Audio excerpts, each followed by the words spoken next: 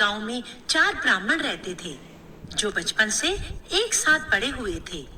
3 तो उनमें से पढ़ने लिखने में लगे रहते थे और चौथा, जिसका नाम बिरजू था, उसको पढ़ने लिखने का बिल्कुल शौक नहीं था। एक दिन वो तीनों इकट्ठे हुए। उनमें से एक बोला, क्यों ना हम शहर की ओर जाकर अपनी किस्मत चमकाएं। जो कुछ किताबों में पढ़कर ज्ञान हमने प्राप्त किया है, उसका कोई लाभ हमें गांव में नहीं मिल सकता। बात तो तुम ठीक कर रहे हो, पर हम अपने चौथे मित्र बिरजू को साथ नहीं लेके जाएंगे। वो तो नीरा गवार है, हम पर वो बोझ ही होगा। ये बात तो ठीक है, उसे कुछ आता जाता तो है नहीं, परंतु हमारा बचपन साथ साथ गुजरा है।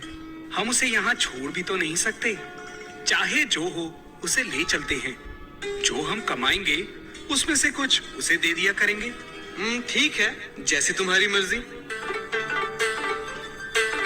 इस तरह वो चारों शहर की ओर चल दिए, पर रास्ता एक जंगल से होकर गुजरता था।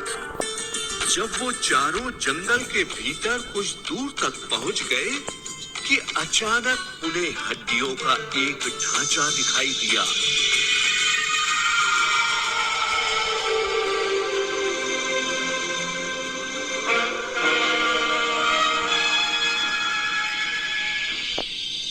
हे भगवान, हो ना हो ये हड्डियां बब्बर शेर की लगती हैं। क्यों ना हम अपने ज्ञान की परीक्षा यहीं ले लें। मैं इन हड्डियों को इकट्ठा कर कर कंकाल का रूप दे सकता हूँ। अगर तुम कंकाल खड़ा कर दोगे तो मैं उनमें त्वचा व मांसपेशियां भर सकता हूँ। अगर तुम दोनों ने अपना काम ठीक से कर दिया तो उस शरीर में जान डाल देने का काम मेरा। अरे मारे गए, कहीं ये पागल तो नहीं हो गए। अगर सचमुच ये हड्डियां शेर की हुई तो अनर्थ हो जाएगा। शांतनु ने हड्डियों को जोड़कर कंकाल बना दिया।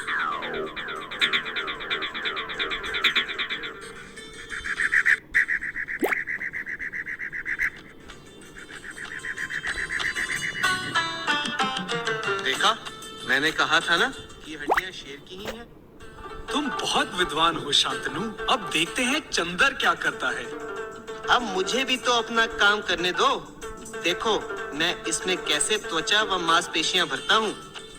ये कहकर चंदर ने अपनी विद्या से कंकाल में त्वचा व मांसपेशियां भर दी।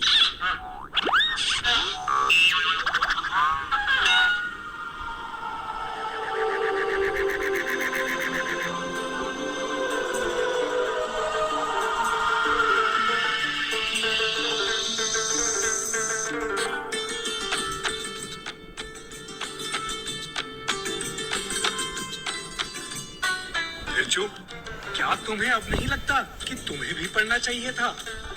वो सब तो ठीक है भैया, परंतु मेहरबानी करके इसमें जान मत डाल देना, वरना हम सब मारे जाएंगे।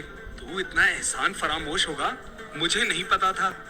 जानते हो, तुम्हें अपने साथ लेकर चलने के लिए मैंने ही इन्हें मनाया था। लेकिन कुछ नहीं।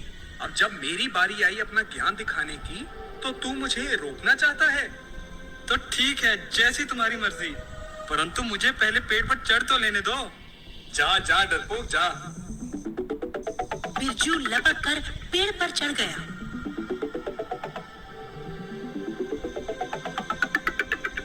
तीनों ब्राह्मणों के कमाल से जैसे ही शेर में जान आई,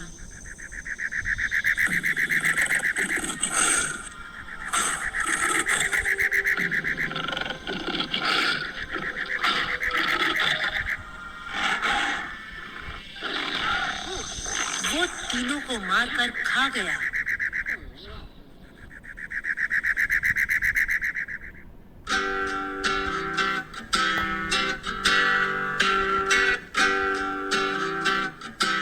शिक्षा, कुछ भी करने से पहले सोचो, पूरा ज्ञान व्यर्थ है।